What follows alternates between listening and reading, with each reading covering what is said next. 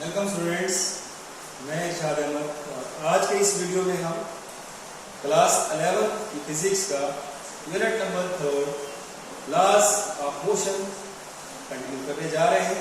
और आज का हमारा टॉपिक है लीनियर मोमेंटम। तो लीनियर मोमेंटम क्या होता है? ये है क्वालिटी ऑफ एन ऑब्जेक्ट या बॉडी इन मोशन। हम कह सकते हैं कि इसकी डेफिनेशन है, it is defined as the product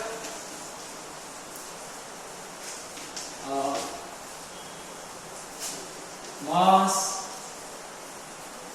and velocity of an object। अगर आप इसका फॉर्मूला देखें तो मोमेंटम, लीनियर मोमेंटम जो है वो किसके बराबर?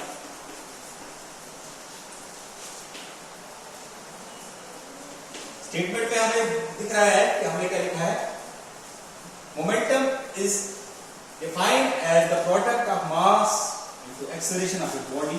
तो mass into velocity of a body, velocity of body. Momentum को हम P से रिप्रेजेंट करते हैं, मोमेंटम, और मास को m से इनटू वेलोसिटी। अब वेलोसिटी जो कि वेक्टर क्वांटिटी है तो इसकी डायरेक्शन होती है और इसका मैग्नीट्यूड भी होता है। अगर जो है ये वेक्टर क्वांटिटी है और मास जो है वो स्केलर क्वांटिटी है, तो अगर हम एक स्केलर क्वांटिटी और वेक्टर क्वांटिटी का जो है प्रोडक्ट करते हैं तो हमारे पास जो रिजल्ट आता है वो भी एक वेक्टर क्वांटिटी।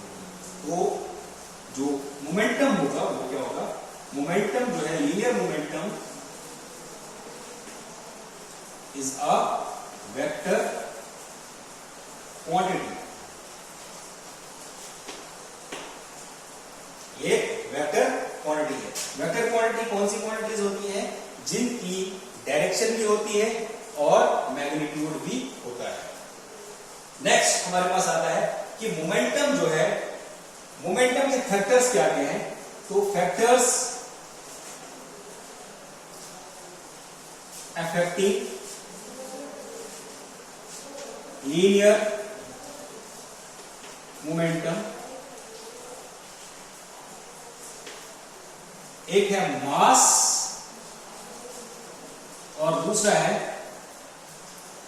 वेलोसिटी, जो कि हम इसके फॉर्मूले से ही देख सकते हैं, मास और वेलोसिटी। अगर मास ज्यादा है, मास जो है वो डायरेक्टली प्रोपोर्शनल होता है, P is directly proportional to M।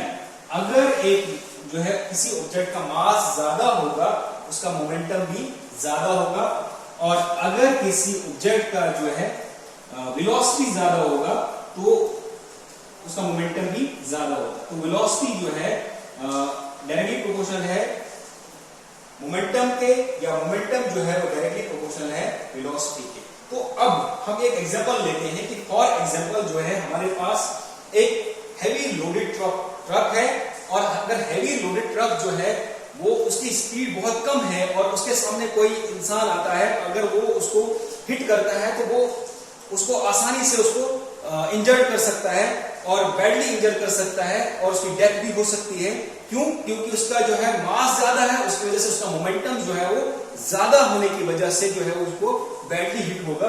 इसी तरीके से अगर किसी ऑब्जेक्ट की जो है वो वेलोसिटी जो है वो बहुत ज्यादा है, मास कम है, फॉर एग्जांपल हमारे पास बुलेट है, बुलेट को अगर हम हाथ से फेंकेंगे तो वो किसी को इंजर्ड नहीं करेगा, मगर अगर उसी बुलेट को हम गन से फायर करेंगे और गन से फायर करने के बाद क्या होगा कि वो जिस इंसान के ऊपर हम फायर कर रहे हैं वो उसको बैडली जो है वो जख्मी कर देगी, वॉन्डेड कर देगी।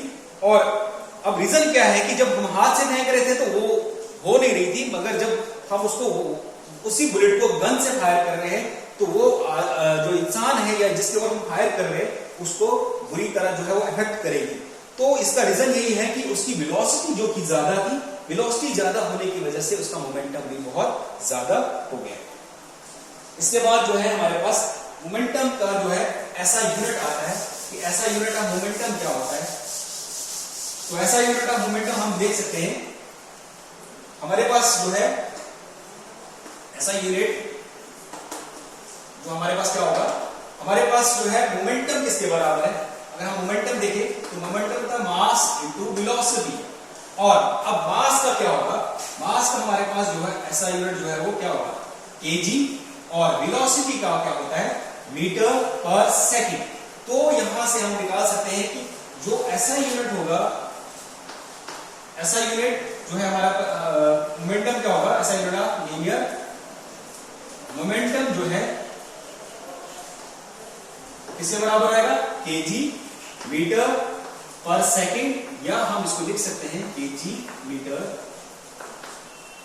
पर सेकंड को ऐसे भी लिख सकते हैं। ये इसका ऐसा यूनिट है। इसी तरीके से हम इसका डायमेंशन यूनिट भी जो है वो निकाल सकते हैं, और डायमेंशन यूनिट क्या होगा इसका लीनियर मोमेंटम का, डायमेंशन जो है यूनिट जो है वो किसके बराबर होगा। अगर हम देखें या मास का जो है जो यूनिट होता है वो हम कैपिटल एम से लिखते हैं, तो यूनिट कितना आएगा इसका,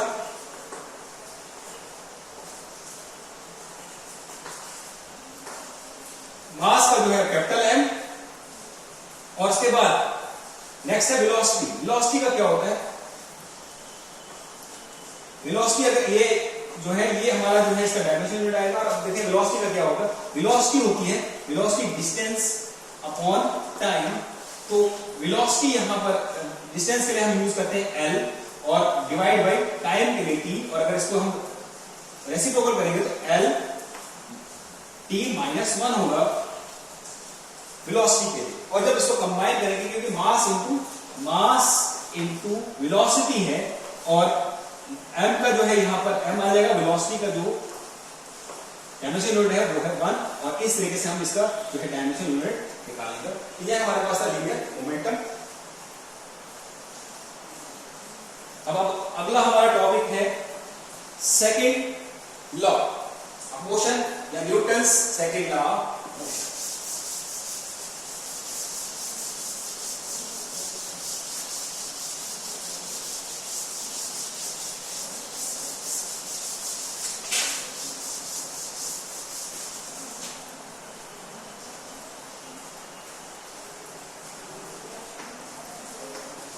न्यूटन्स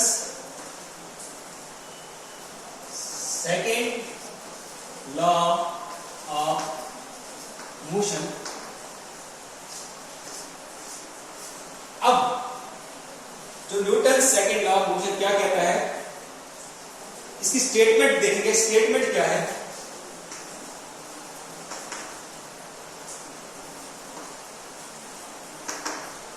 स्टेटमेंट जो कहता है कि वो है rate of change of linear momentum of a body is directly proportional to the force applied या external force applied on the body in the direction of applied force. तो हम बोल सकते हैं कि क्या है, the rate of change of linear momentum is directly proportional to the external force applied on the body। तो हम लिख सकते हैं इसको, स्टेटमेंट क्या है, the rate of change of linear momentum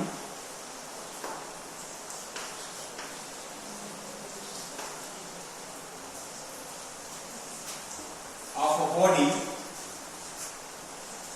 is directly proportional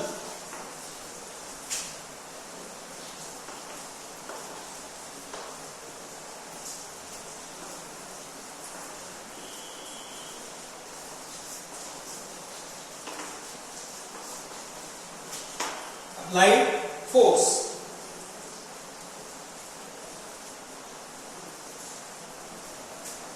On the body and this force X,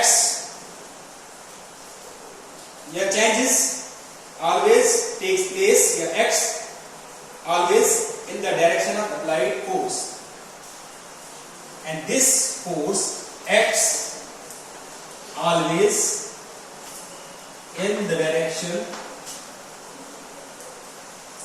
यहां इसको लिख सकते हैं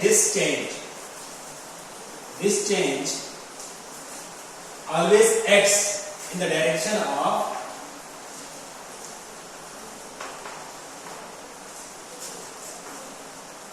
force applied.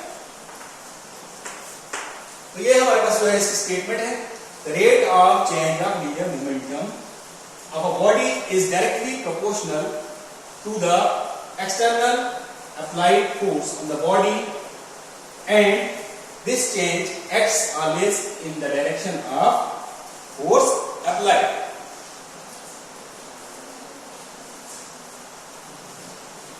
अब अगर हम इसका मैथमेटिकल जो है इसका एक्सप्रेशन निकालेंगे, तो मैथमेटिकल एक्सप्रेशन क्या होगा इसका?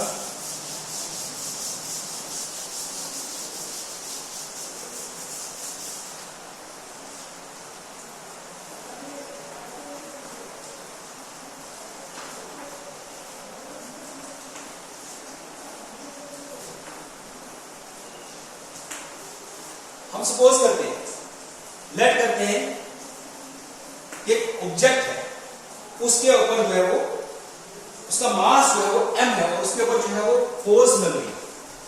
एक ऑब्जेक्ट हमारे पास है, ये बॉडी है, उसका मास जो है वो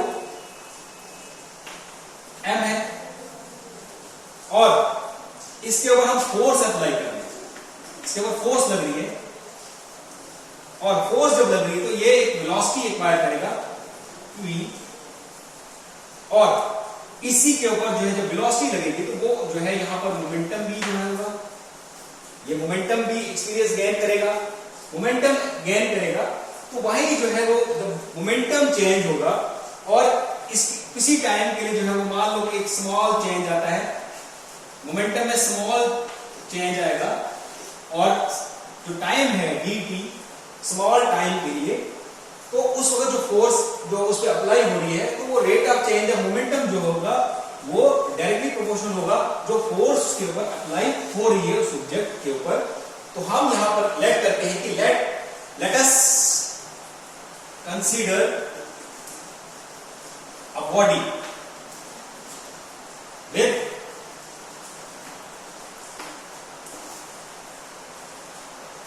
m equals to mass of body,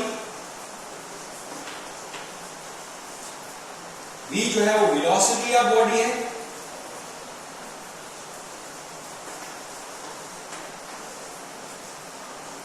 और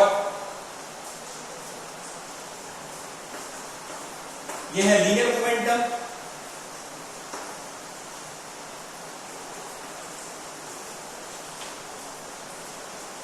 एक्वायर्ड बाय बॉडी। नेक्स्ट जो है एफ है फोर्स, एक्सटर्नल फोर्स, देख सकते हैं वहां पर एफ क्या है, एक्सटर्नल फोर्स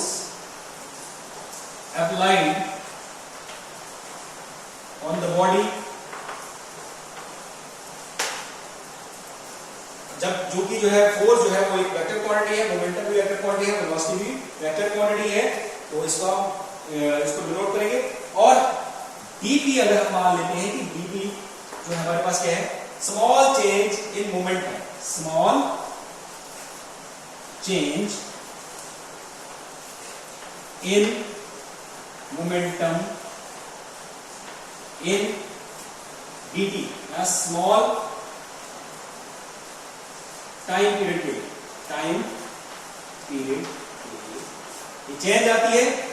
तो अब क्या होगा, अब हमने जो है क्या लिखा है, स्टेटमेंट में क्या देखा हमने? स्टेटमेंट में देखा हमने, स्टेटमेंट में लिखा है कि rate of change of momentum या rate of change of linear momentum जो है वो किसके बराबर आएगा? तो अगर हम देखेंगे वो कितना आता है,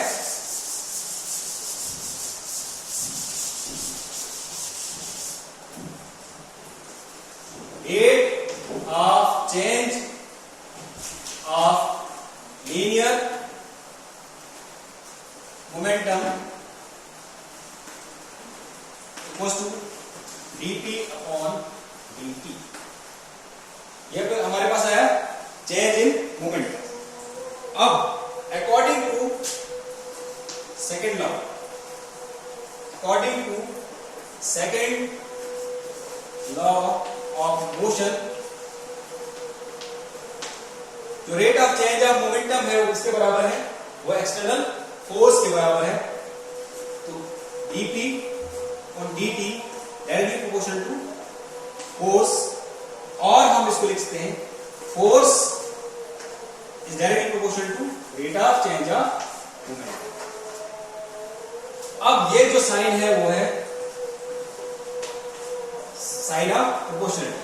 अब जब इसको हम यहां से चेंज करेंगे तो कन्वर्ट करेंगे तो यहां पर क्या आएगा? यहां पर k आएगा dp अपॉन dt, और जो k है वो है कांस्टेंट ऑफ प्रोपोर्शनलिटी। तो जब आगे सॉल्व करेंगे, फर्दर सॉल्व करने के बाद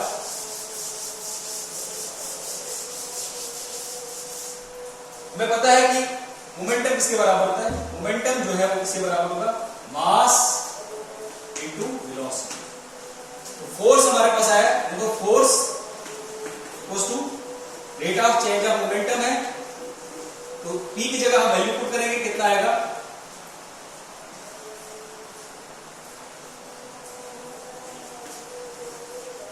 यहां कांस्टेंट भी रहेगा, कांस्टेंट को ऐसे एज इट इज लेंगे आगे तक। जब फर्दर सॉल्व करेंगे तो हमारे पास कितनी वैल्यू आएगी? k।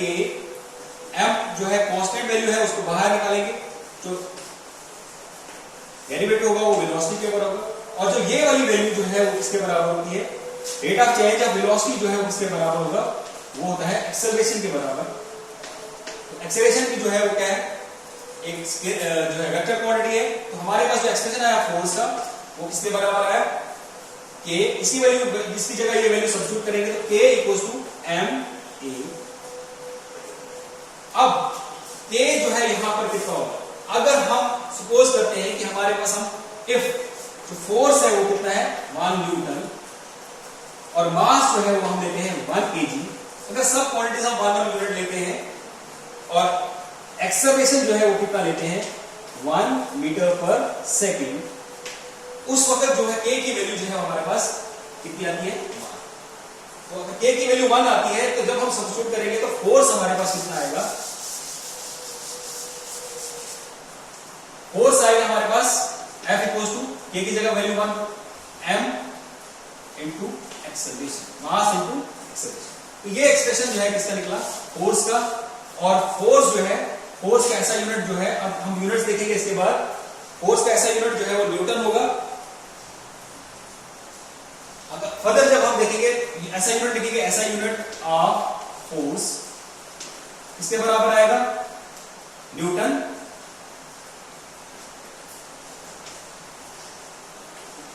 ये ऐसा यूनिट जो है न्यूटन के नाम पे रखा गया है, तो न्यूटन के बराबर आएगा। अगर हम देखेंगे 1 न्यूटन किसके बराबर होता है? तो अगर यहां पर 1 न्यूटन, फोर्स की जगह 1 न्यूटन डाला और मास की जगह अगर हम डालें कितना? 1 kg, और एक्सेलरेशन की जगह आएगा मीटर पर सेकंड स्क्वायर। तो 1 न्यूटन जो है वो कितना होता है? एब्सोल्यूट यूनिट जिसको बोलेंगे kg मीटर पर सेकंड स्क्वायर, ये होगा एब्सोल्यूट यूनिट। अब डायमेंशन यूनिट जो है या सीजीएस यूनिट लेते हैं पहले। सीजीएस यूनिट जो है फोर्स का क्या होगा? तो सीजीएस यूनिट जो है फोर्स का होगा डाइन, और डाइन 1 डाइन जो है क्या होता है? 1 dyne equals to 1 gram centimetre per second square. ये जो वैल्यू होती है किसकी? एक डाइन। अब हम निकालते हैं डायमेंशन फॉर्मूला फोर्स का।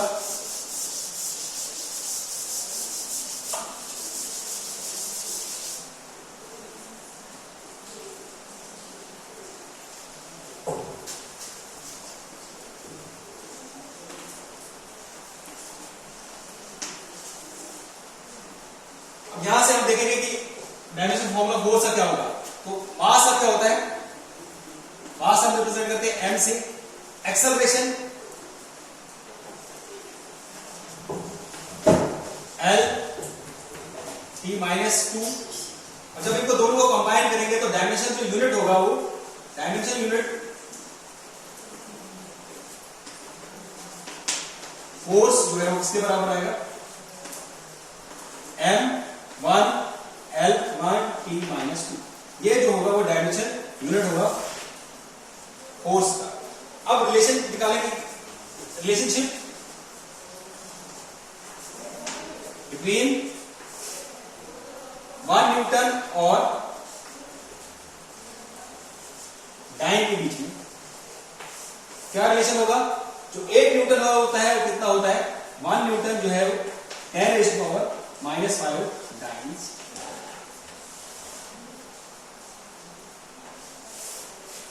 तो ये जो है ये वाला टॉपिक जो है यहां पर ही खत्म हुआ। अब कल जो है अगला टॉपिक